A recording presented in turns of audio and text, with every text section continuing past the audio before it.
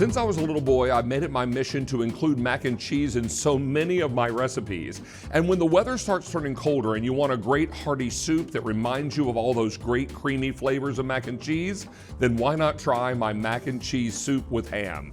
Now this one is loaded with supermarket shortcuts and is super easy to work with.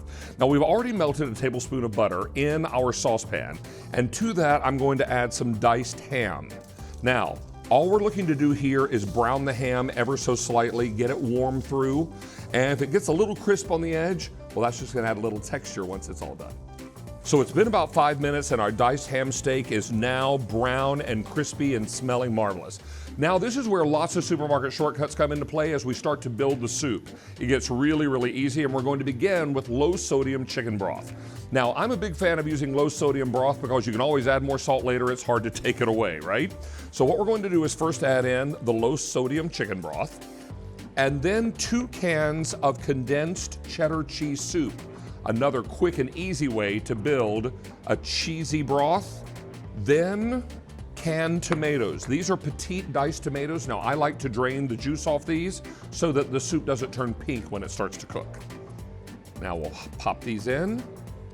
Then we're going to add in some crushed black pepper and give this a bit of a stir. Before we add our cooked pasta and more cheese, we want to make sure this step gets nice and smooth and creamy. So our cheese and broth and tomato mixture is now evenly mixed and bubbling and gurgling in the pot.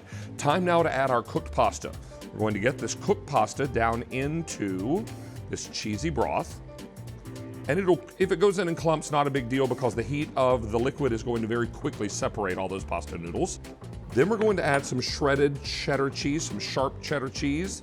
This just adds more cheesy goodness and will help thicken up the whole mixture and make the soup perfect for serving. So now the pasta is warmed through, the cheese is all melted, the soup has thickened as it simmers, and we're ready to ladle this into bowls. I love this recipe so much because it's got all the flavors of mac and cheese, plus the ham gives it a little texture.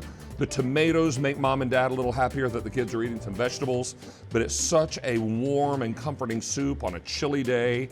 And once you have ladled a great big generous bowl, be sure and nestle your favorite butter or saltine crackers into the side, and you've got quite an autumn or a winter's day treat.